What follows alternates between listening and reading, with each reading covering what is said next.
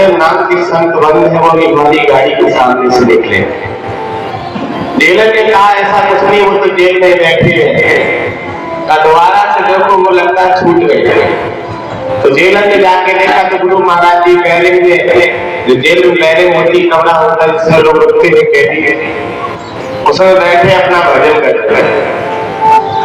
कई बार ऐसे गुरु महाराज जी के चमत्कार रहे। और आज 23 मार्च, तो 23 मार्च 1977 को गुरु महाराज जी जेल से रिहा हुए।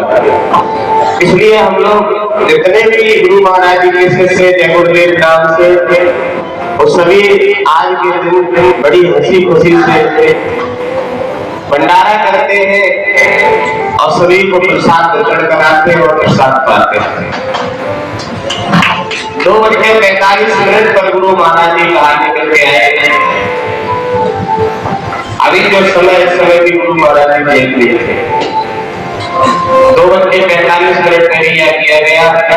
अब तक सभी जय गुरुदेव वाले व्रत रहते हैं। आज बड़ा दुर्भाग्य हम लोगों का रहा जो अपने सदगुरु के भंडारे भाग नहीं ले पाए। जितने लोग यहाँ उपस्थित हैं, गुरु महाराज जी के चरणों में ये अरदास करता हूँ कि सबके यहाँ त्योहार बड़े धूमधाम से हंसी खुशी से मनाया जाए। क्योंकि आज त्योहार से दिन पहले ये 23 मार्च पड़ेगी। कल और परसों 2 दिन की होली महोत्सव है। धाम पर आज होली है पुष्पों की, और परसों यहाँ पर आफत पड़ेंगे। तो सभी लोग 1 घंटे के लिए आए। आखिर का जो टाइम रखा गया वो 11 बजे रखा गया है।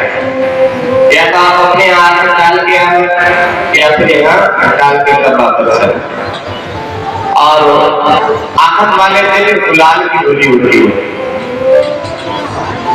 तुम लोगों क्या आदत पड़ रही है?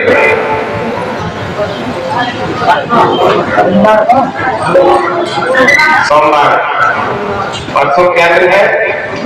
सोमवार। तो सोमवार को आखिर पड़ेंगे। कल होली का पूजन होगा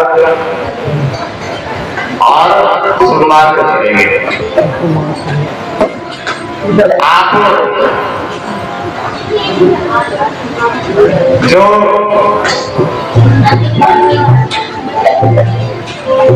आंखें डालने के बाद दूसरा दिन है वो है मंगलवार। तो गाँव में सुंदर रहना, उस दिन तो ये कोशिश करो कि परिवार वालों को भी आगे हो जाए। क्योंकि उस दिन बहुत खराब वाले चलते गाँव में देखा नहीं आप होली के मांस वगैरह का सेवन करते हैं, गलत खान पान करके भी लड़ाइयाँ करते हैं उस दिन। और आपका बहुत दिन से बढ़ गया, दिन सत्संग है तो आराम से सत्संग का बहाना मिल जाए। लड़ने वाले लड़ते रहेंगे तो सत्संग कर लेना। लेकिन फिर भी शांति पूर्वक श्रद्धा भाव से अपना त्योहार मनाना और बड़ा हंसी खुशी से। ये माता ने हमारी पूरी मिले, ये कुछ लोई बनवा के गौशाला भिजवा जो भैया को लोई देती है। प्राप्त करके नहीं 51 लोई काट 51 या 101 लोई कटवा लो। एक परात 101 लोई कटवा के सारी भैया को जितनी इससे बड़े दे दो। और जब भोग लग जाए तो उसके बाद भंडारे की पूरी भी एक दे दी जाए। गौशाला ले जाइए और अंकित या किसी और लड़के को लेके भैया से लोई की बात। देखिए सबसे बड़ा कार्य है इस कलयुग में भजन। जितना हो सके उतना भजन करें। जब समय मिले, जैसे समय मिले वैसे भजन करें। भजन किसी स्वार्थ से ना करें, पूजा किसी स्वार्थ से ना करें। क्या हम साहब आज पूजा इसलिए कर रहे हैं कि आज हमारा फलाना काम बन गया, हमारा बन गया है तो भी हम करेंगे, और कोई काम नहीं बना तो भी हम करेंगे। सुबह सुबह जिला शाहजहांपुर से गाड़ी रखी आई और इन लोगों को याद रहा कि 23 मार्च को मुक्ति दिवस है। कौन कौन आया शाहजहांपुर से? आप उठा लो। ये लोग शाहजहांपुर से उठाई आए और बिल्कुल बगल वाले जो रहते हैं ना, उन्हें दिखा समझ नहीं आ रहा कि मुक्ति दिवस है। किसी किसी का ध्यान संसार में जाता है, किसी किसी का ध्यान एक भावना, एक इज्जत में जाता है, सोचते हमारा सम्मान हो। और सम्मान के हित में लोग अपनी इज्जत बेचते थे, लेकिन सम्मान और इज्जत दो है। लोग सोचते संसार हमारा सम्मान करे, चाहे हमारी जो वास्तविक इज्जत है वो इज्जत चली जाए, लेकिन संसार हमें पूजने लगे। वास्तविक इज्जत खो देते संसार की पूजा के चक्कर। संसार पूजने के लिए तुम्हें बहुत कुछ परिश्रम करना पड़ेगा, बहुत कार्य करने पड़ेगा। और अगर आपने मिथ्या संसार से पूजा कराई तो उसका भोग अवश्य भोगना पड़ेगा। कई संत बन के संत की आड़ बैठ के अपनी पूजा कराने लगते हैं, अपने ऊपर फूल चढ़वाएंगे, अपने ऊपर धन चढ़वाएंगे, देवी देवताओं से हटके अपनी खुद की निजी पूजा। अब तो पाए तो नहीं छुपाते साहब, कई ऐसे संसार में लोग खुद की पूजा हो रही है। और खुद की पूजा कराने का मतलब है कि आप अपने लिए कहीं ना कहीं दुख पैदा कर रहे हैं। कई संसार में देवता बन के बैठ जाएंगे तो कई संसार में देवी बन के बैठ जाएंगे। ये भोग अवश्य भोगना पड़ेगा। शास्त्र कहता है कर्मण्य वालिका रास्ते मां फलेषु कदाचन। गीता के दूसरे अध्याय के 47वें श्लोक उठ के पढ़ो, वहां साफ लिखा है अगर आप 10 लोगों में गोली मारते उसके बाद भागवत कराते हैं तो आपका वो पाप नहीं उतरेगा, वो पाप आपको भोगना पड़ेगा, लेकिन जो भागवत कराई उसका फल मिलेगा। कर्मण्य वालिका रास्ते मां फलेषु कदाचन। ये संसार ऐसा है, बड़ा जल्दी विश्वास करता है और पता लगता है 4 दिन के बाद कुछ नहीं था, तो संसार वाले को दिखाने के लायक नहीं होती। हमें ईश्वर पर भरोसा रखना है। हमें जो गुरु ने रास्ता बताया है, जो गुरु ने मंत्र दिया, उस मंत्र में इतनी ताकत है कि हमें कहीं भी छोड़ दो, अगर वो मंत्र हमें अच्छी तरह से हमने उसका मंथन किया है तो उसका परिणाम वो निकल के आएगा कि संसार में कभी भी परास्त नहीं कर सकता। दुनिया के वेद पुराण उपन्यास सब फेल हो सकते हैं, लेकिन संसार का कभी भी मंत्र फेल होने वाला बोलो बोलो नहीं। वो कौन सा मंत्र गुरु देते हैं? वो गुरु सतरूपी जो मंत्र देते हैं वो मंत्र परे है। वो ऐसा मंत्र, कोई कहता है राम राम जपो कल्याण हो जाएगा, कोई कहता कृष्ण कृष्ण जपो कल्याण हो जाएगा, कोई कहता विष्णु विष्णु जपो कल्याण हो जाएगा, कोई कहता जय माता दी बोलते कल्याण हो जाएगा। लेकिन जय माता दी से पहले किसका जाप होता था? राम से पहले किसका जाप होता था? विष्णु से भी पहले किसका जाप होता था? कृष्ण के नाम से पहले कौन से भगवान थे? अगर उसका मुझे ज्ञान निश्चित हो जाएगा, वो नाम केवल गुरु को मालूम होता है। गुरु को 4-5 भागों में करके बांटते, अगर एक जगह फिसल जाए तो दूसरी जगह ना फिसल जाए, दूसरी जगह फिसल जाए तो तीसरी जगह ना फिसल जाए, वो 4-5 भागों में करके तब बांटते थे इसका सुमिरन करें। वो नाम परे है, उसमें ना राम का सहारा है, ना विष्णु का सहारा, ना कृष्ण का सहारा, वो नाम परे है। जो देवताओं ने इसका खुद सुमिरन किया वो नाम भक्त को गुरु दे देते, वो नाम परे है। उस नाम का सहारा न लेके संसार की भोग वासना में फंस गए।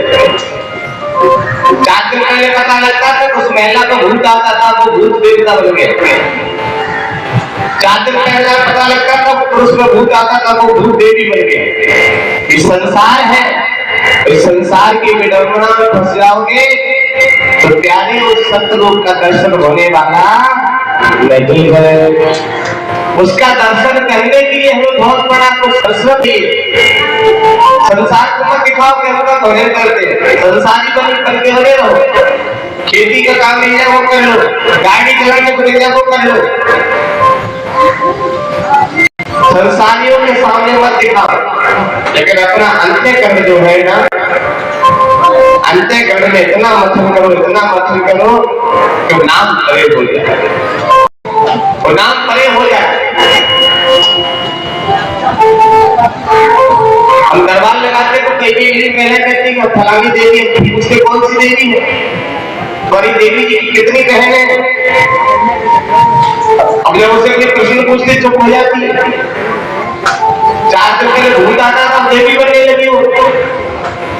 एक काल की गाल में बस फंसो प्यारे, एक भटक जाओगे। वो देवी ने पैसा वाला नहीं कर पाया, देवी ने बर्बाद करके रख दिया घर को, वो देवी बनने लगी। अभी भी मैंने कहा गया था, वो पता सुनने को लगा कि वो फलानी महिला के लिए हल्दी हल्दी लगा के इंसान। ये क्या है? ये केवल और केवल संसार की, चाहे पुरुष हो चाहे महिला को, अपनी पूजा कराने के चक्कर में मुझे कई इस धाम पर रहने वालों के बारे में बताती, लेकिन मैं किसी को नहीं कहता, क्योंकि मेरा थोड़ा सा जीवन है गुरु महाराज जी की तरह, पिताश्री की तरह भजन कर करके अपना जीवन बिताना है। मैं छोटे से बच्चे से भी कुछ नहीं कहता और अपनी माँ के समान बेटी से भी कुछ नहीं कहता। माँ भजन करेगी तो माँ को फल मिलेगा, बच्चा भजन करेगा बच्चा। लेकिन कई ऐसी प्रेत आत्मा है जो घर को बिल्कुल बर्बादी में पहुंचा देती, लेकिन घर वाले फिर भी मूर्ख बने बैठे, फिर भी मूर्ख बने बैठे। क्यों? क्योंकि प्रेत आत्मा जो है ना, प्रेत आत्मा किसी का रूप धर सकती है और वो किसी संत से कभी नहीं बदलाई। हमारे जैसे संत को मिलना जाए तो खाल फेंच के घुस रहे, हमसे भी बात ही नहीं करता। एक दिन माँ के सामने चल जाएगी तो प्रेत आत्मा फलाने उससे कोई प्रश्न पूछे कि उससे मालूम है कि जल से लेके थल तक, नर से लेके नारी तक, पेट से लेके पौधे तक सब मालूम है, इनसे हमारी चलने वाली नहीं है, इनसे नहीं चलेगी। भाई घर वालों को, परिवार को, बच्चों को इनको बना सकते हैं। इसलिए केवल भजन करो प्यारे। भजन में वो ताकत है कि आपको यहाँ भी सुख मिलेगा और वहां भी सुख मिलेगा। भजन में वो ताकत, भजन में वो शक्ति, आपकी कोई संसार में नहीं। इन प्रपंचों में घुसना छोड़ दो, कोई संसार में ऐसा नहीं है। और कभी कोई कहे कि हमारे ऊपर माला चढ़ाओ, माला कहते नहीं चढ़ाई जाती है, कर्मों से अपने आप चढ़ जाती है। किसी को पूजा नहीं की जाती है। कई लोग तो मंत्र इस चक्कर में जाते कि लोग हमारी पूजा करें। कई लोग इस चक्कर में दीपक जलाते कि हम देवी बन के आ गए, हम देवता बन के आ गए। जिंदा तो भोगना पड़ेगा, भोग भी करें कई लोग। संसार को भूतिया बना सकते हो, जैसा भूतिया मत बनाना प्यारे, नहीं तो वो हालत कर दूंगा, डॉक्टर भी तुम्हारा इलाज कर तुम लोग नहीं भूल पाएगा। मैं वो व्यक्ति हूँ, मैं संसारी के सामने हंसता रहता हूँ, संसार समझता है। मैं परिवार वालों के सामने हंसता रहता हूँ, समझते परिवार वाले को जानते नहीं। मैं वो जानता हूँ कि तुम दिन में करते हो वो भी जानता हूँ, तुम रात में करते हो वो भी जानता हूँ, और तुम तीर्थ करने जाते हो वहां में कर्म करते हो वो भी जानता हूँ। लेकिन मैं किसी से नहीं कहता, मैं किसी से नहीं कहता, क्योंकि मुझे कहने का हक नहीं, मुझे अपने आप को बदलने का हक है, मुझे अपने आप को बदलने का हक है।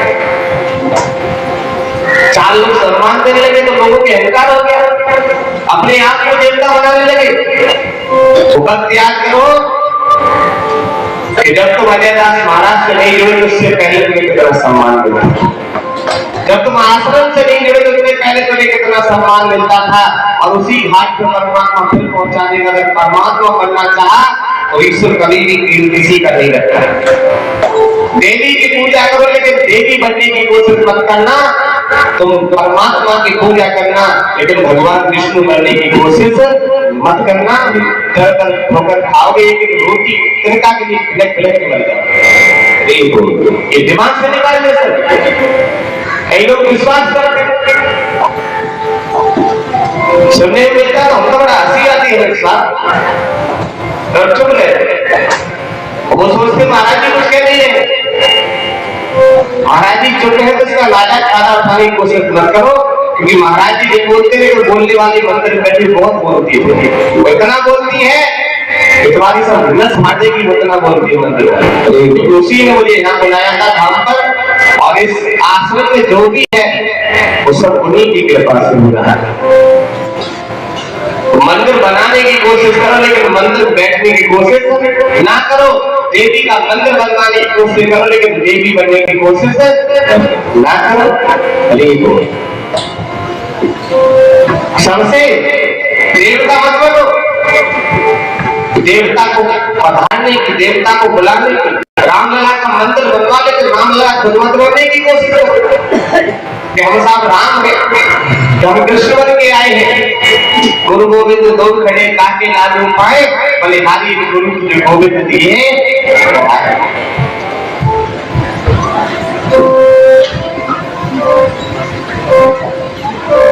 पूज्य पिताश्री महान शक्ति थे। मेरी माँ ने उनके साथ 52 वर्ष जीवन व्यतीत किया। 20 वर्ष में लगभग शादी हुई होगी उस समय, और 72 वर्ष की उम्र में पिताश्री ब्रह्मलीन 73 वर्ष की उम्र में, तो लगभग 52-53 वर्ष उन माँ ने पिता को नहीं समझ पाया। आज की कली की लोहिया कहते हैं, पिता नहीं करते, वो सिद्ध पुरुष व्यक्ति थे। उनकी अगर एक गाथा आवाज सुन लेता था तो पिताजी के दर्शन दिया था।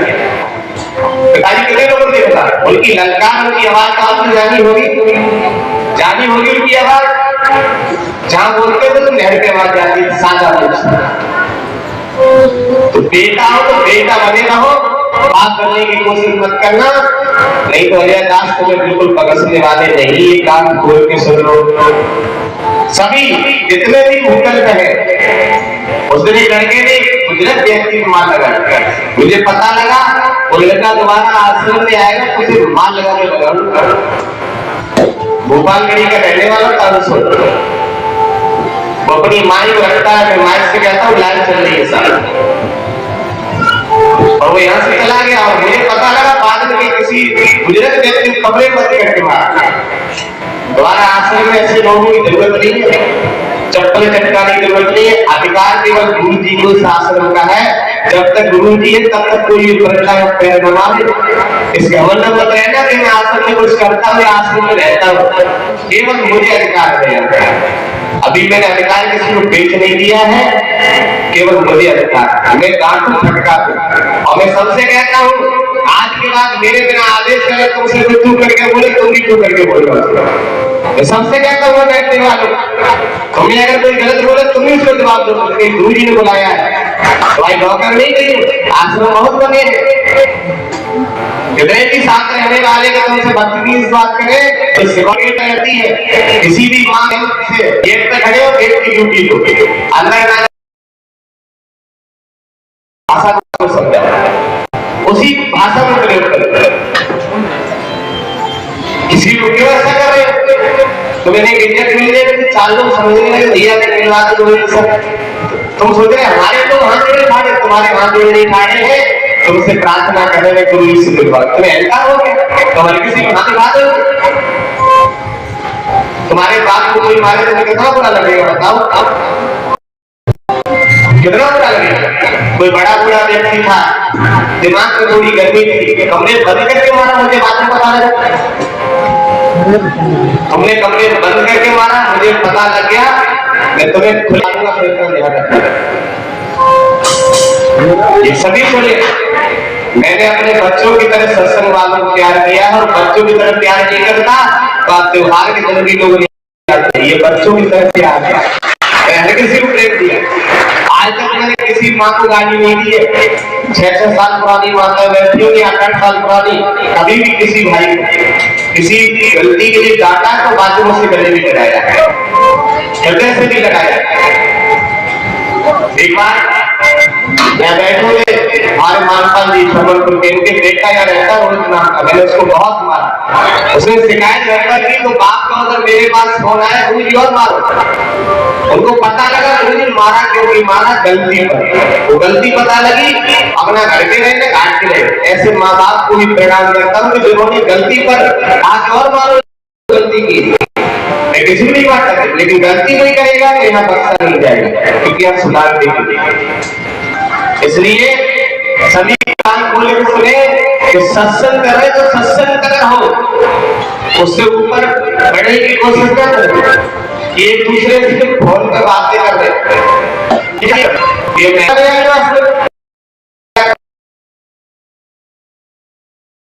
फोन जाती तो भी पकड़ लिया रास्ते में, इतना उस क्षेत्र में आता हूँ। पूरी चिंता रखता हूँ, भगवान से प्रार्थना करता हूँ सुबह कि किसी भी माँ बहन के साथ कोई भीड़ आदि गलत ना हो जाए और भगवान उनको सुरक्षित पहुंचा देना, ये प्रार्थना अभी नेक कोई बात हो जाए तो सब बिल्कुल जैसे बिल्ली होती है तो भाग जाती है, सब भाग गए। 2000 शास्त्रों में बात नहीं है। हमारे पिताजी कहते थे कि महाराज जी के सिवा किसी कारण नहीं है तो झटका दे मंदिर बनाओ, मतलब उसमें भगवान राम लक्ष्मण सीता को बता दो, लेकिन किसी भी तरह से कोई भी व्यक्ति आता है तुम्हारे पैरों पर जल चढ़ाए, जब तुम्हें सामने खड़ा करके तुम्हारी आरती, मास्टर साहब आरती करते मैंने लिख के दी है, नाम के लिए आरती वो मेरी है, आरती गुरुवर के आरती करते आप लोग, मैंने लिख के दी है। और ना योग साला सब कुछ आसन के ऊपर लिख के दिया, लेकिन आरती कितनी होती है क्योंकि मैं इस लायक नहीं हूँ, अभी मैं नहीं हूँ इस लायक, या आप सभी गुरुदेव भगवान की गुरुदेव इस लायक है, मैं इस लायक नहीं कि मैं अपनी आरती कराऊं, अपनी पूजा कराऊं। आपके घर पर फोटो होगी, ऐसी कोई भी फोटो नहीं ला सकते आप जिस फोटो में कोई देवी देवता ना हो। मेरा फोटो के साथ ऊपर मेरे देवी देवता लगे होंगे, जितनी भी फोटो बनी, जितने भी कैलेंडर बने आज तक, उसमें जरूर कोई ना कोई देवी देवता और साथ में गुरु महाराज जी जरूर होंगे। कोई आप देखिए आज तक ऐसा कोई फोटो सिंगल नहीं बना होगा इसमें मेरे अकेले का फोटो, कोई भी फोटो बना कोई नहीं होगा तो गुरु जी तो साथ ऊपर लगे ही होंगे उसके। गुरु इस लायक है, अभी हम नहीं इस लायक, हम बहुत छोटे प्राणी हैं। इसलिए अपना जीवन सुधारना चाहो, अपना जीवन अच्छा बनाना चाहो, ये जीवन के जो भोग वासनाओं के रोग झेल रहे रोगों को दूर करना चाहो तो परमात्मा को परमात्मा रहने दो और महात्मा को महात्मा रहने दो, भक्त बन के भजन करते रहो। भजन में वो ताकत है कि शरीर का कोई भी रोग तुम्हें हिला नहीं सकता। भजन में वो ताकत है, भजन में वो शक्ति है, साथ भजन करते जितना हो सकता, और किसी को दिखाने नहीं, अंतःकरण वाला हो जाए, किसी को बता के नहीं, अंतःकरण वाला हो जाए, जितना हो सके। एक माला, दो माला, माला छोड़ तो रात में लेट जाओ, माला नहीं और अंदर ही अंदर ही वो भजन तुम्हारा भी साथ रखे, अरे बाबू साथ मल्लभ का काम नारी और चौथा सुख लग गया। ये इस तरह से 5 सुख होते हैं। पहला सुख निरोगी काया, दूसरा सुख घर में माया, तीसरा सुख चतुर नारी, चौथा सुख सुख प्रज्ञाकारी, 5वां सुख नगर में वासा, 6वां सुख संकल्प के घर। ये जो सुख हमें मिलते हैं ना, संतों की कथा का अंतिम सुख है। पहला सुख निरोगी काया का, हमारी काया निरोगी होगी, उसमें कोई रोग ना हो, फिर भजन नवता भक्ति का ज्ञान कई बार हमने आपको सुनाया। प्रथम भक्त संतन कर संगा और दूसरे मम कथा, संतों का साथ मिला पहली भक्ति प्राप्त हो जाती है। पहली हद सत्संग सुनना नहीं चाहते, भजन करना नहीं चाहते। ये क्या है? 4 लोगों के सामने ओम जय जगदीश हरे चिल्ला की तो ये आरती नहीं है। ये तो मंदिर हमारी कन्या भी आरती करती है, ये आरती नहीं है। मंदिर की तरह पूजा कर रहे हैं तो मंदिर में सार्वजनिक पूजा होती है, तो सब लोग करते हैं। अपना अंतःकरण को जो आत्मा है उस आत्मा को संतोष के लिए, चाहे महात्मा हो चाहे परमात्मा हो, अगर सबको करना पड़ेगा। भगवान राम के भी गुरु वशिष्ठ थे, विश्वामित्र जी के पास में गए, उनकी गुरुकुल में ज्ञान लिया। भगवान कृष्ण के गुरु शांतिपन हुए, मीरा के गुरु रैदास हुए, शिवरी के मदन ऋषि हुए, प्रहलाद ने कुमारी से गुरु दीक्षा ले ली। किसने गुरु नहीं बनाया? बताइए। ध्रुव ने नारद जी को गुरु बनाया। तो ये क्या है कि जब तक हम भजन नहीं करेंगे, भक्ति नहीं आएगी, तब तक कुछ होने वाला नहीं है। एक कवि ने भजन गाया ना कि भजन का मस्त जवानी बढ़ा था किसने? भजन करना चाहिए। भाषांतर गाना गाने से भी काम नहीं चलेगा। अगर तुम हो जाओ तो जमाना छोड़ देंगे। अब पता नहीं कोई इनका हो गया तो जमाना छोड़े। गुरु भी इनके हो गए, मैया ने साक्षात इनको दर्शन दिया, फिर भी जमाना नहीं छोड़ता। ये करे अगर तुम मिल जाओ तो जमाना छोड़ देंगे। सबको मिल जाए, आपको समझ नहीं पाएगा। मीरा ने गाया भगवान के लिए, मीरा ने तो भगवान कृष्ण के लिए गाया था। तुम्हें तो मिल गए ना, तो फिर भी तुम जमाना नहीं छोड़ पाए। तुम संध्या कृष्ण की स्टार्ट करके झगड़ा तो नहीं था, तुम लगा नहीं है जमाना छोड़ देंगे। जमाना छोड़ा तो करना छोड़ पाए, जमाने बंद करते। 4 दिन अगर अपनी तरह से एक प्रोग्राम बंद करते तो भाई निकलोगी कि निकलोगी, कोई समाधि में लग गया सभी भाई। तो कौन है जिसके लिए तुम कह रहे हैं कि जमाना छोड़ देंगे? बुढ़िया है, बुढ़ा है, लड़का है, लड़की है, कौन है? बताओ तो सही। खुले मन से बोलोगे बताओ, उसके लिए हम जमाना छोड़ देंगे। जब भगवान के लिए तो भगवान की तो प्राप्ति हुई, भगवान को दर्शन हो रहा, गुरु मिल गए। तो मीरा ने सुनाया था तो मैं बताइए भाई, अगर तुम मिल जाओ तो जमाना छोड़ देंगे। अब को मिल जाए भगवान मिल जाए, इसमें संशय है तो तुम्हें भगवान मिलेंगे। इसमें संशय है या तो भगवान मिलेंगे, तुम्हें अपने गुरु के बदल पर भरोसा है। मीरा जा रही थी, अरे मीरा ने क्या गाया, रैदास ने क्या गाया, हमें उससे मतलब नहीं, हमें ये मतलब है अगर हमें परमात्मा मिल गए हैं तो हमें महात्मा बन के संसार को भी ज्ञान करा देना चाहिए। भगवान भैया ऐसे गरीब माना हमें पैसा बैंक से मिला नहीं, कैसे निकालेगा तो फौरन भरो और जमा करो, उसके बाद कब निकलेगा। तो हमें रास्ता बता नहीं कि अब हमें विवाद मत करो। जमाना जब छूटी हो तो मान लो, जन के तन साथ में वे छोड़ी बाकी तो जमाने में होगा तुम्हारा।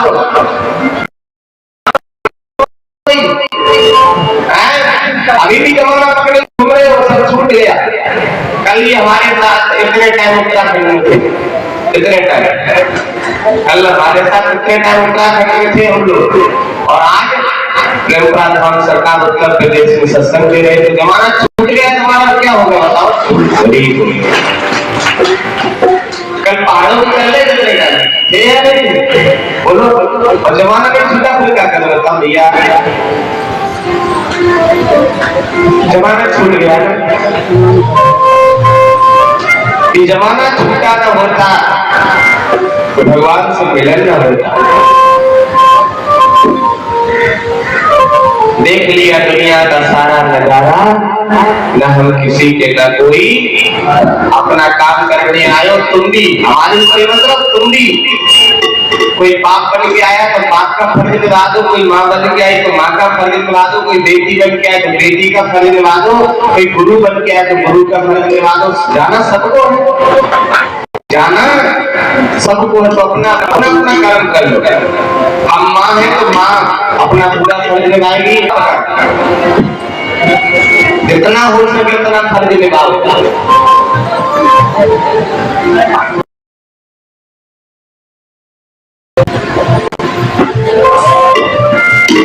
कल कौन सा त्योहार है? कल परसों त्योहार का नाम क्या है? होली। ये होली का त्योहार कब से चला? थोड़ी देर कथा श्रवण कर लें और उसके बाद फिर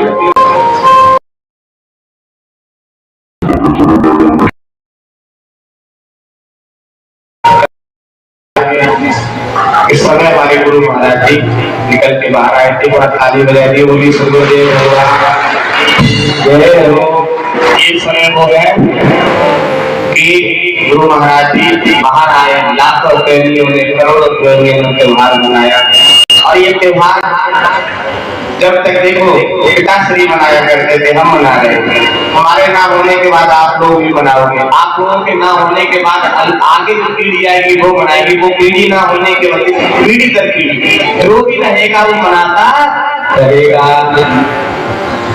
हमारा पिताश्री की 2 अगस्त को पुण्य तिथि है हर वर्ष। तो ये नहीं है कि गुरु जी के पिताजी थे वो संत थे, उनकी पुण्य तिथि तो जब तक सूरज चांद रहेगा तब तक उनके नाम से भंडारा चलता रहेगा, वो तो भंडारा होता रहेगा।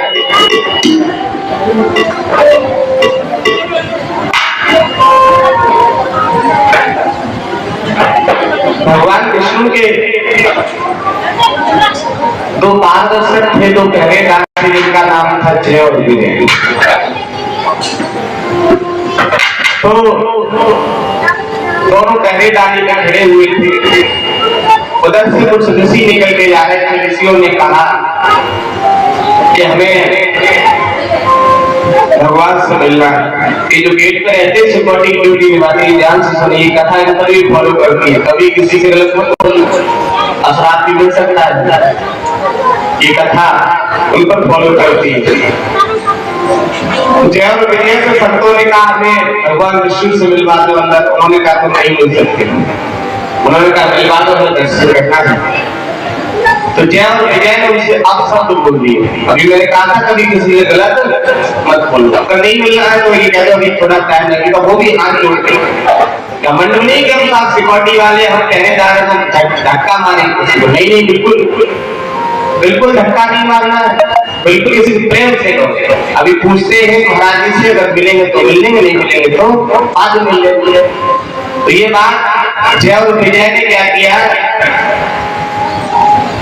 उनसे अपशब्द बोल दिया। ऋषियों ने श्राप दे दिया कि जाओ तुम 3 जन्म तक राक्षस की योनि भोगोगे, तुम 3 जन्म तक राक्षस की योनि भोगोगे। जय और विजय कहने लगे हमारा क्या दोष है, हम तो पहले शब्द बोले, तुमने मिलने नहीं दिया। जय और विजय ने कहा हमें माफ कर दो, हम भगवान विष्णु के पारदर्शक हैं और हमें ये सजा मिलेगी। ऋषियों ने कहा तुम्हें सजा तो मिलेगी, लेकिन तुम भगवान के मार्गदर्शक हो तो तुम 3 जन्म तक राक्षस की योनि तो भोगोगे, राक्षस बन के पाओगे, लेकिन तुम्हें मारने के लिए साक्षात भगवान अवतार लेंगे, तब तुम्हारी 3 जन्म में मृत्यु होगी। ये आशीर्वाद दे दिया। तो सबसे पहला जय और विजय का जो राक्षस कुल में जन्म हुआ वह हेड़ा और हिरण्यकश्यप के रूप से, हिरण्यकश्यप के रूप से 2 भाई के रूप से जन्म हुआ। हिरण्यकश्यप के छोटे भाई का नाम है हिरण्याक्ष। इस हिरण्याक्ष ने पृथ्वी को तबाह कर दिया। तबाही को क्या करें, ये पृथ्वी मां और सभी देवता इकट्ठे होके गए। ये लोग उधर बैठे, ख्याल से ध्यान दीजिए, जितने लोग उधर बैठे साथ किसी में बैठे, ये वाली सामने उधर वाले सारे लोग लगे पीछे में बैठे। पूरी महोत्सव रहेगा तो, और आप लोग भी इसी वाले बैठे, उधर वाले उधर बैठे, आन पान के जितने अंदर बैठे सब लोग लंबे बैठे, और बीच में रास्ता बना लेना, बीच में दूरी बना के बैठी पीछे तक। इधर सभी पीछे ये पाइप खड़ा हुआ है, पार्टी वाला ये वाली धारी, समझा दीजिए इनको, ये बीच वाली धारी है, लंबे लंबे बैठी। तो भैया इधर क्या हुआ कि बंद हुआ, तो ये हिरण्यकश्यप था, ये भगवान से दुश्मनी बांध ली उसे। दुश्मन समझने लगा, भगवान को शत्रु समझने लगा। इसने सोचा भगवान ने हमारे भाई को मारा तो हम भगवान को मारेंगे।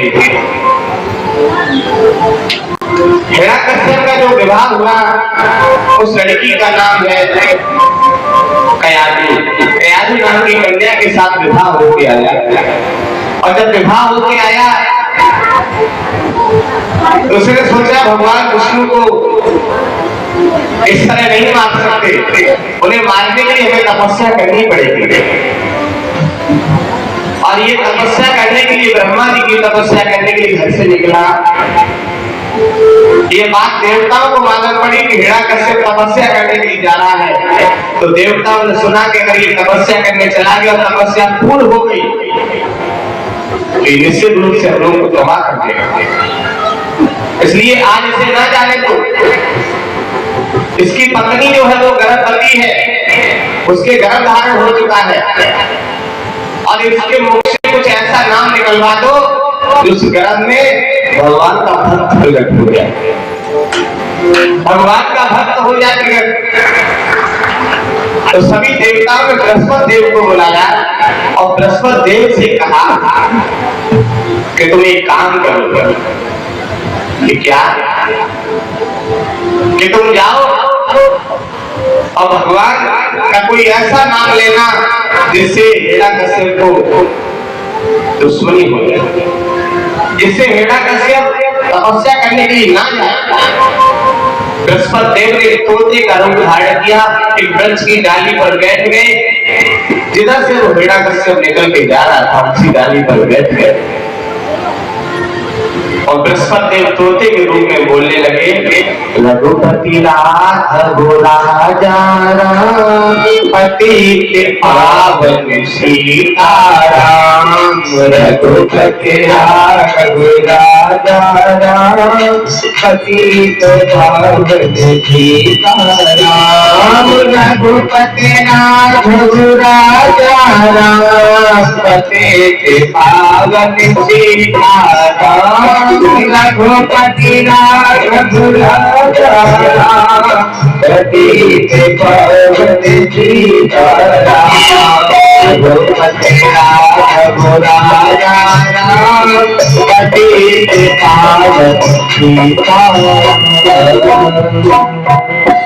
रघुपति राघव राजा राम पति के पावन, ऐसे प्रभु का नाम गुनगुनाया बृहस्पति देव ने। तो हिरण्यकश्यप ने सुना था आज हम तपस्या करने नहीं जाएंगे, क्योंकि आज हमने अपने शत्रु का नाम सुन लिया, आज का दिन मेरा बेकार हो गया। और हिरण्यकश्यप वापस आया, रानी कयाधु ने पूछी कि स्वामी तुम तो तपस्या करने गए थे, लौट क्यों आए?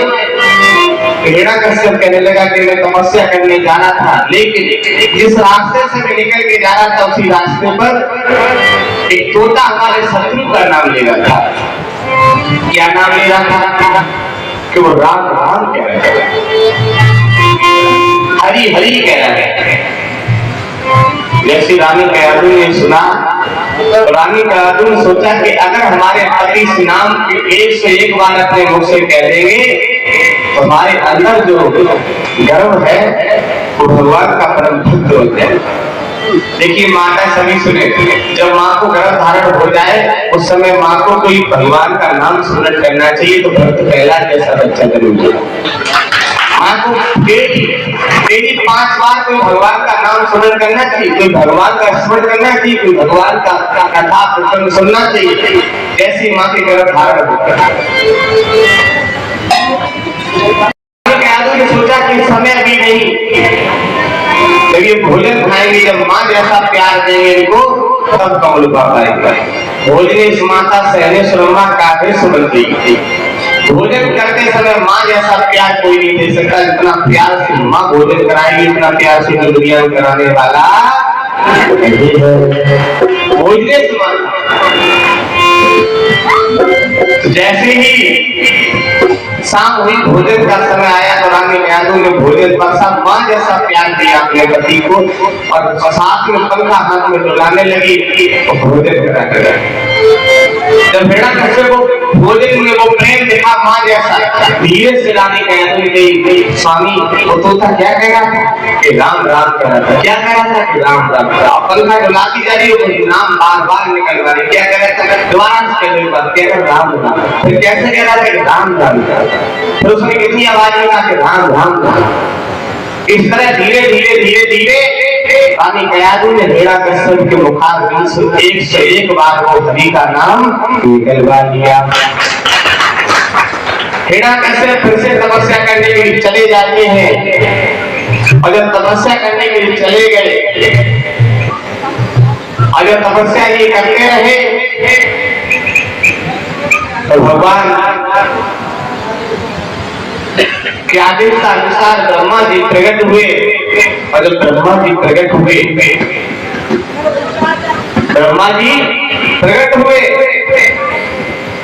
तो गंगा जी ने पूछा क्या मांगना चाहते हो। हिरण्यकश्यप ने कहा कि मरना नहीं चाहते, हम भगवान को मारना चाहते, खुद नहीं मरना चाहते। इतने में ब्रह्मा जी ने कहा तुम वरदान मांग लो। तो हिरण्यकश्यप ने क्या वरदान मांगा, कहा हम ना दिन में मरे, ना रात में, ना ऊपर ना नीचे, ना अस्त्र से ना शस्त्र से, ना ही नर से ना पशु से, ना ही साल के 12 महीनों में मरे। ब्रह्मा जी ने कहा जाओ ऐसा ही होगा। जैसे ये वरदान इसे मिला तो उसने सबसे पहले इंद्र के इंद्रासन में चढ़ाई कर दी महाराज जी, और इंद्र के इंद्रासन को छीन लिया, स्वयं इंद्रासन पर बैठ गया। उसके बाद इसका एक बहनोई था, इसकी बहन का नाम था सैता। तो सैता की प्रतिज्ञा थी कि हम अपना विवाह उसी के साथ करेंगे जो हमारे भैया हिरण्यकश्यप को मल्ल युद्ध में हरा देगा। तो शिव नगरी का विप्रचित राक्षस था, देखो नाम याद कर लिया करो, कभी कोई पूछे। शिव नगरी का एक राक्षस था, उसका क्या नाम था, विप्रचित नाम के राक्षस ने हिरण्यकश्यप को मल्ल युद्ध में हरा दिया। और हराया कब था, जब उसे वरदान नहीं मिला था उससे पहले। और जैसे ही इसे वरदान मिला तो सबसे पहले इसने अपने बहनोई को खत्म कर दिया, अपने बहनोई को मार दिया। और जैसे बहनोई को मारा तो सैता जो उसकी बहन थी वो भी इसे सोनी बांधने लगी, इसने हमारा स्वाद मिटा दिया। तब तक क्या हुआ कि रानी कयाधु के गर्भ से एक पुत्र ने जन्म लिया। उस बच्चे का नामकरण संस्कार कराया गया, तो उस बच्चे का नाम क्या पड़ा, प्रहलाद। बोलिए भक्त प्रहलाद की। प्रहलाद धीरे धीरे बड़े होने लगे। जब धीरे धीरे बड़े हुए तो हिरण्यकश्यप ने सोचा कि हम अपने बच्चे को पढ़ने के लिए पाठशाला में कोई बैठा दें। तो गुरु शुक्राचार्य के दो पुत्र थे, संडा और मर्ग।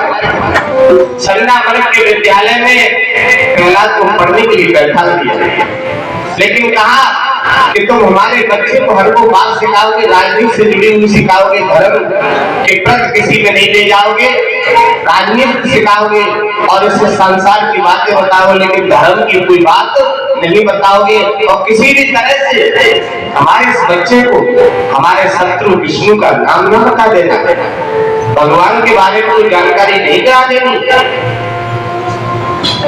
ठीक है, संडा मर्ग के पास भी पढ़ने के लिए प्रहलाद जाने लगे। जिस रास्ते से पढ़ने के लिए जाया करते थे उसी रास्ते पर कुछ कुम्हारों के घटना थे। एक बार प्रहलाद पढ़ने के लिए जा रहे थे, कुम्हारें रो रही थी, चिल्ला रही थी। प्रहलाद ने देखा तो प्रहलाद नजदीक पहुंच गए तो कुम्हारें राम राम राम राम रट रही थी। अग्नि प्रवेश की जाती तक वो भक्ति है। तो उसमें क्या हुआ, पूछा जैसे कि क्यों तुम राम राम कह रही है। इस बात पर कुमारी करने के देखा ये आवाज हमारे 4 बिल्ली के बच्चे दब गए और 4 बिल्ली के बच्चे अंदर चले गए। हवा में अपनी प्रवेश कर चुकी है और उन बच्चों को बचाने के लिए हम भगवान का नाम सुमिरन कर रहे थे। भगवान का नाम स्मरण करने से हमारे बिल्ली के बच्चे बचने लगे। प्रहलाद कहने लगे भगवान इतने मूर्ख जो हवा में चलने के लिए आए, इतने पागल है, हमारे बच्चे बच जाएंगे। उस कुमारी ने कहा कि हमें भगवान के नाम का बहुत बड़ा भरोसा है।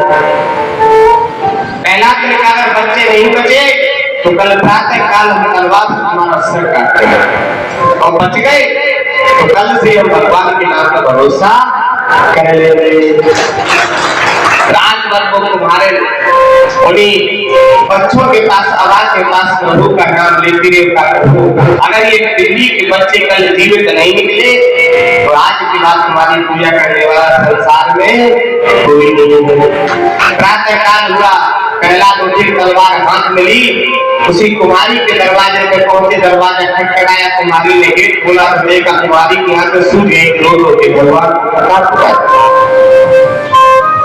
पहला तरीका, चलो अपनी आवाज खोल के दिखाओ। आवाज खोलिए, सारे बर्तन फट गए, लेकिन वो 4 बर्तन कच्चे बच गए जिनमें बिल्ली के बच्चे बैठे हुए थे। कुमारी ने कहा, बेटा ये बर्तनों को तुम अपने हाथों से हटा दो। जैसे प्रहलाद ने बर्तन अपने हाथों से हटाए तो 4 बिल्ली के बच्चे जीवित निकल आए। बोलिए भगवान। जैसे जीवित निकले, पहला ने पैर पकड़ लिया और कहा, माँ मुझे माफ कर दो, हम तो तलवार लेके आए थे आपका सर काटने के लिए, लेकिन मुझे आज मालूम पड़ गया कि भगवान तो कोई और है। हमारे पिताजी खुद भगवान करने लगे। मैंने भी सुनाया कि देवता मत बनो, देवी मत बनो, वो तो कोई और है। भगवान का स्मरण करो, भगवान की पूजा करो, पाठ करो, लेकिन खुद को देवी देवता बनने की कोशिश ना करो। तो कहा कि हम तो कुछ और समझ रहे थे, हम तो अपने पिताजी को भगवान मान रहे थे, भगवान तो कोई और है। तुम्हारे दिल का बेटा, तुम राजा का बेटा हो, तुम्हारा इस समय शासन है, तुम चाहो तो इस नाम को दुनिया में विख्यात कर दोगे। प्रहलाद ने कहा, माँ अब संसार छूट जाए लेकिन ये नाम छूटने वाला नहीं है, ये नाम नहीं छोड़ सकते। जैसे ये कहा, तुम्हारे से आशीर्वाद लिया है, प्रहलाद अपने घर के लिए चले जाते। दूसरे दिन प्रहलाद पढ़ने के लिए विद्यालय में पहुंचे। उन्हें कहीं बाहर जाना था, और जब उन्हें कहीं बाहर जाना था उन्होंने प्रहलाद को बुलाया, बेटा इधर आओ। कहा, हम कहीं बाहर जा रहे हैं, ये बच्चे जितने भी पढ़ने के लिए बैठे हैं, इनकी पट्टियों पे तुम कुछ लिखवा देना, कुछ बोल देना। संडा बच्चे बाहर चले गए।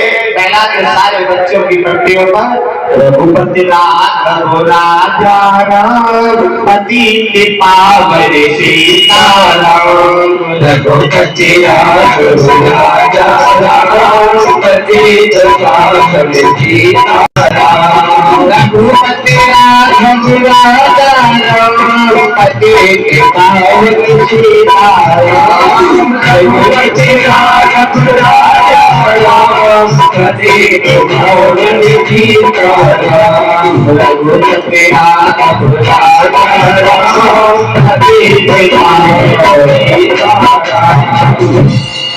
राम राम हरि हरि लिखवा दिया। प्रहलाद पट्टी संडा अगर लौट के आगे पट्टी चेक की तो सब पर प्रभु का नाम लिखा।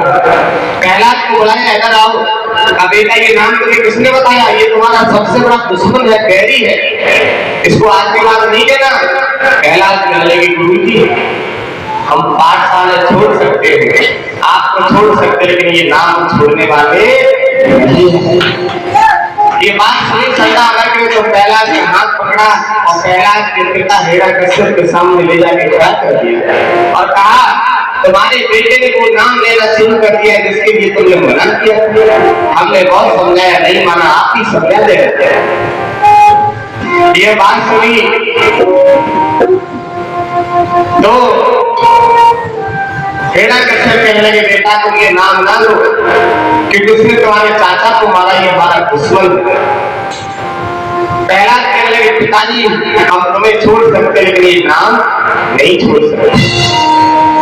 हिरण्यकश्यप ने प्रहलाद का हाथ पकड़ा, अपनी पत्नी रानी गयादू के सामने ले जाके खड़ा कर दिया कि लो इसे समझा देना, अगर मान गया तो ठीक है, ना माने तो ये तो जहर का प्याला इसे पिला देना, से मार देना, ऐसा बेटा नहीं चाहिए। रानी गयादू ने समझाया, प्रहलाद की कुछ समझ में नहीं आई, वो जहर का प्याला दे दिया कि लो बेटा तुम्हें इसका पान करना पड़ेगा। प्रहलाद ने ऐसे वो जहर का प्याला हाथ में लिया और भगवान हरि का सुन किया तो भगवान हरि उस जहर के प्याले में दिखाई देने लगे। उस जहर के प्याले में भगवान की मूर्ति आ गई। प्रहलाद ने उस जहर के प्याले को पी लिया और कहा मां और वो थोड़ा और दे दो, तुम तो जहर बता रही है तो बहुत मीठा है। रानी काजू रोने लगी कि हमारा बेटा भी मर जाएगा। प्रहलाद का कुछ बाल बांका नहीं हुआ। प्रहलाद वहां से उठे, अपने पिता की कचहरी में पहुंचे। का पिताजी राम राम। हिरण्यकश्यप ने देखा, सोचा बच गया ये, जल्लादों से ले जाओ उसे समुद्र में फेंक। जल्लाद ले गए, प्रहलाद को समुद्र में फेंका। भगवान ने बीड़ा बनाया और समुद्र में तैरने लगे। और जैसे जल्लादों ने समुद्र में फेंका, भगवान ने बीड़े पे ले लिया और गोद में उठा के प्रहलाद को उठा खड़ा कर दिया। प्रहलाद समुद्र से बाहर निकल गया। बोले पिताजी राम राम। बोले फिर बच गया, इसे ले जाओ, इसे पहाड़ों से नीचे गिरा दो। जैसे प्रहलाद को पहाड़ों से नीचे गिराया, भगवान ने उड़न खटोला बनाया। उड़न खटोले पे प्रहलाद को ले लिया। वहां से प्रहलाद फिर बच गया है। पिताजी राम राम।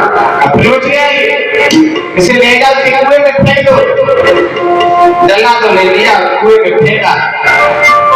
भगवान ने तुरंत वरुण देवता से इशारा किया कि जल का नीचे से ऐसा उछाल मारो कि नीचे से जल का प्रेशर ऊपर की तरफ निकलता चला है। जैसे जल्लादों ने कुएं में फेंका, प्रहलाद ऊपर की तरफ उड़ते हुए चले आए और बाहर निकल के आए। का पिताजी राम राम।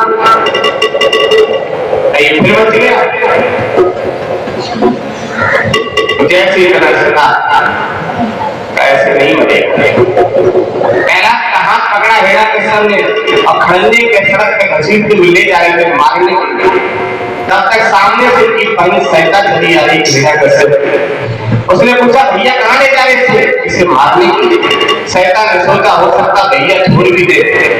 उनका बेटा है कि हम तो जरूर मारेंगे, क्योंकि जब भैया ने हमारा वंश नहीं चलने दिया तो वंश मेरा भी नहीं चलने देते। सैता पहले से चली गई। सैता ने कह दिया का भैया हमें दे दो, हम इसे मार देंगे। हिरण्यकश्यप ने कहा ठीक है बहन मार देना। जैसे सैता ने प्रहलाद को दिया और मारने के लिए जैसे लेके चली तो सैता ने समझाया कि बेटा मान जाओ, जिस नाम को ले रहे हो उसने तुम्हारे चाचा को मारा। प्रहलाद कहने लगे बुआ हम मानते हैं कि भगवान ने हमारे चाचा को मारा, भगवान दुश्मन हो गए, लेकिन तुम्हारे पति देव को, हमारे फूफा जी को तो हमारे पिताजी ने मारा है, वो दुश्मन नहीं हुए। तो सैता सोचने लगी कि मारने की होगी, इसे मार देना चाहिए। सैता को वरदान प्राप्त था, उसे चूनर मिली थी, वो चूनर ओढ़ के बैठ जाती थी, कभी प्रवेश नहीं करती। सैता ने चिता चिरवाई और चिता चिरवाने के बाद गोद में लेके बैठ के ऊपर से चूनर ओढ़ ली। भगवान ने देखा कि देखो दुष्टि क्या करने जा रही, हमारा वरदान तो हमारे घर पे चलाने जा रही है। तो भगवान ने पवन देवता को सहारा दिया और इतनी तेजी से हवा चलाई, वो चूनर ओढ़ के बैठी, वो चूनर गिरी प्रहलाद पर। सैता जल के रात हुई, प्रहलाद का कुछ भी बाल बांका। सैता जल गई। ये सैता जली, उसी के नाम से हम लोग आजकल होली महोत्सव मनाते, होली का दहन करते हैं सैता। ये बात देवताओं को बहुत अच्छी लगी कि प्रहलाद बच गए। तो देवताओं ने क्या किया आप सभी सुनिए। ऊपर से पुष्पों की बारिश की, पुष्पों की होली खेली प्रहलाद के साथ, रंग गुलाल की होली खेली। लेकिन उस सैता के परिवार के जो राक्षस थे उनको बहुत बुरा लगा कि हमारी बहन जल गई, हमारी बुआ जल गई। तो ईंट पत्थर कीचड़ फेंका। आज भी जो देवता की तरह होते वो रंग पुष्प और गुलाल की होली खेलते हैं, और जो राक्षस की लाइन के होते जो आज गांव की पूरी पूरी नाली साफ कर देते हैं। आज भी राक्षस प्रवृत्ति के लोग पूरी पूरी नाली साफ कर देते गांव। जो देवता की तरह वो किससे होली खेलेंगे, रंग पुष्प और गुलाल, इससे होली खेलेंगे। और राक्षस की लाइन के पूरी पूरी नाली साफ कर देते। पहला तो वहां से लौट के आए, बोले पिताजी राम राम। बोले बच गया, ऐसे नहीं बनेगा। जल्लादों से कहा कि लोहे का खम्भ लो, उतना गर्म करो, उतना गर्म करो कि रंग की तरह लाल हो जाए। जल्लादों ने कितना मोटा लोहे का खम्भ लिया, अग्नि जला जला के इतना गर्म कर दिया, इतना गर्म कर दिया कि रंग की तरह वो लाल हो गया। और जब रंग की तरह लाल हुआ, प्रहलाद का हाथ पकड़ा और ऐसी धनुष से बांध के फाड़े। यहाँ पर भक्त का थोड़ा सा ये श्रीमद् भागवत का प्रसंग है। यहाँ पर प्रहलाद का हृदय थोड़ी देर घुमाया गया, क्योंकि वो खम्भे की लौ निकल रही थी।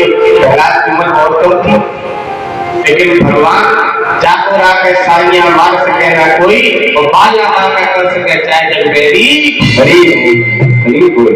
भगवान ने सोचा कि ऐसा ना हो कि आखिरी समय तक हमारा भक्त ही बना रह जाए। तो भगवान ने क्या किया, एक चिट्ठी बन गई और उसी खम्भे पर जिस पर लौ निकल रही थी गरम गरम, उसी में चिट्ठी बन के ऊपर से नीचे, नीचे से ऊपर बहना शुरू हो गया। प्रहलाद ने ऐसे देखा, हमारा शरीर तो इतना बड़ा है और ये चीटी नहीं जल रही है। पहला समझ ले कि भगवान की कृपा है। पहला दिन का पिताजी, तुमने इस खम्भों को गर्म करवाया कि तलवार हाथ में निकाली, हिरण्यकश्यप ने कहा आज भी कोई बचा नहीं सकता। अब बता कर भगवान कहाँ है? तो प्रहलाद ने कहा पिताजी, जब तुमने जहर का प्याला दिया था उस प्याले में हमारे भगवान थे, जब तुमने समुद्र में फेंका उस समुद्र में हमारे भगवान थे, जब तुमने पहाड़ों से गिराया तब भी भगवान थे, जब तुमने कुएं में फेंका तब भी भगवान थे, जब हमारी बुआ ने शैतान ने जलाना था तब भी भगवान थे, और आज इस खम्भे में भगवान। और इतना कहते हुए ऐसे खम्भे की जेब भरना शुरू कर दी। रघुपति राघव राजा राम पतित पावन सीताराम, रघुपति राघव राजा राम पतित पावन सीताराम। ऐसे भगवान का स्मरण किया और कहा पिताजी, इसे तुमने गर्म करवाया है, आइए खम्भा तो बर्फ से भी ज्यादा ठंडा है, हमारे तो हाथ पकड़े हैं पिताजी ठंड की वजह से। बड़ा कश्यप सोचने लगे, गर्म खम्भे को ठंडा बताना है, अभी भी इसकी बातें बन रही हुई, ध्यान से तलवार खींची और प्रहलाद को फाड़ना था। जैसे प्रहलाद के सर में मारनी चाहिए तलवार, वो तलवार प्रहलाद के सर में न लगी, वो खम्भे में लगी, जिससे खम्भा फट गया और नरसिंह भगवान प्रकट हो गए। बोलिए नरसिंह भगवान की जय। खम्भा फट गया, नरसिंह भगवान प्रकट हो गए। रघुपति राघव राजा पतित पावन सीताराम, रघुपति राघव राजा पतित पावन सीताराम। नरसिंह भगवान प्रकट हुए। प्रहलाद ने हाथ जोड़े, छोटी सी उम्र में बहुत परीक्षा दी। नरसिंह भगवान ने कहा बेटा अब तुम आशीर्वाद लो, तुम पीछे हट जाओ, अब मेरी वजह की बात है। और नरसिंह भगवान का हिरण्यकश्यप का युद्ध शुरू हो गया। नरसिंह भगवान हिरण्यकश्यप का युद्ध शुरू हुआ। भागवत में तो यहाँ तक लिखा है महाराज जी की 1-2 दिन नहीं लगा। अब अंदाज करो कितना बड़ा राक्षस था, क्योंकि उसने वरदान ऐसे मांग रखे तो भगवान को सारे वरदानों का भी जवाब देना था। 1-2 दिन नहीं, हिरण्यकश्यप का नरसिंह भगवान का युद्ध चलते चलते 27 दिन हो गए। कितने दिन? 27 दिन। 27वें दिन भगवान को सीधे से उठाला और उछालने के बाद अपनी जन्मों पर रख दिया। बोले आज तो लेकिन बचा नहीं सकता आपकी दिल में। हिरण्यकश्यप पेड़ लगा पड़े, हंसके ठट्टा मार के बोले हम लोग मांग नहीं सकते। भगवान ने कहा तू धर्म मत रहना, आज 27वें दिन हमने तेरे सारे वरदान पूरे कर पाए। नरसिंह भगवान ने कहा तू बचाने वाला नहीं है। हिरण्यकश्यप ने कहा हमें वरदान प्राप्त है कि ना ऊपर पड़े ना नीचे। तो नरसिंह भगवान ने कहा तू नहीं कहाँ है, तुम्हारी जन्मों मारते क्या नहीं मार सकते? क्यों? हमने ये वरदान मांगा था कि ना बाहर मरे ना अंदर। नरसिंह भगवान ने कहा तू कहाँ है? कभी तो बीच धेरी पे आपने लिया है, बीच धेरी पर के मारते कभी नहीं मार सकते। क्यों? हमने ये वरदान मांगा था ना हम जन्म मरे ना। तो भगवान ने कहा कौन सा समय मेरी साय काले है, तो मार दे? नहीं मार सकते। जब क्या बच्चा, हमने ये वरदान मांगा था, हम न नर से बने न पशु से। तो भगवान ने कहा हमको ये नर दिखाई दे रहे, तो पशु दिखाई दे रहे। नर सिंह, आधा शरीर नर का और आधा सिंह का फिर भी नहीं मार सकते। क्या क्यों? हमने ये वरदान मांगा था, हम साल के 12 महीनों में नहीं मरे। कितने महीनों में? साल के 12 महीनों में नहीं मरे, वरदान मांगा था। नरसिंह भगवान ने कहा हमें मालूम था तू नहीं निकल जाता, इसलिए आज से लोन का महीना चालू करते हैं। कौन सा महीना? लोन का महीना आता है। ये हिरण्यकश्यप ने जब वरदान मांगा था उसके लिए महीना चालू हुआ। नरसिंह भगवान का अभी तो लोन का महीना चल रहा है, अब मारते हैं? नहीं मार सकते दीदी। अब क्या बचा? अब क्या बचा तुझे? तो भगवान से उसने कहा हमने वरदान मांगा था, ना अस्त्र से मरेंगे ना शस्त्र से। और नरसिंह भगवान ने अपने नाखून दिखाए उसे और कहा ये नाखून किसमें आते, अस्त्र में आते हैं या शस्त्र में आते हैं? और जैसे वो नाखून देखे बोले ये तो किसी भी नहीं आते, तो भगवान ने ऐसे लिए पेट थमा दिए और जैसे 20 मीटर कपड़ा को 10-10 मीटर बीच में फाड़ के फेंक दिए। ऐसी नरसिंह भगवान ने दिया प्रहलाद के सामने ही हिरण्यकश्यप को फाड़ के 2 टुकड़ों में फेंक दिया। बोलिए नरसिंह भगवान की जय। तो भगवान से दुश्मनी करनी है तो हिरण्यकश्यप की तरह करो कि भगवान को स्वयं प्रकट होना पड़े मारने के लिए। और भक्ति करनी है तो ध्रुव प्रहलाद की तरह करो, और नहीं तो बीच में रहोगे तो आसमान से सबकोगे, खुद ही लोग लटक जाओगे। बीच में रहे तो कहाँ से टपकोगे? आसमान। भगवान तक जाओगे, ऊपर नीचे कहीं ना रहोगे। इसलिए तो दुश्मनी करो या फिर भक्ति करो। तो उस दिन से ये होली का त्योहार मनाया जाता है। और होली, इस पर 2 राक्षसों का वध हुआ, एक शैतान का और एक हिरण्यकश्यप का। इसीलिए होली पर अधिकतर देखा हो लड़ाई में ज्यादा से ज्यादा होती है। लड़ाई बाड़ी में घर जाइए जाकर राम नाम ना उसी घर लड़ाई होगी भैया, तुम भजन करते रहना, प्रभु की आत्मा प्रार्थना करते रहना। 2-3 लोग मासा भोग लग गया हो तो गौशाला में भैया भैया पूरी पहुंचवा दो सबके लिए, उसके बाद फिर भंडारा स्टार्ट कराएंगे। वैसे कितनी जरूरत है आप लोग? 3-4 चलिए। ये नगला उम्बेर के जो है, नगला उम्बेर कोई है इधर सामने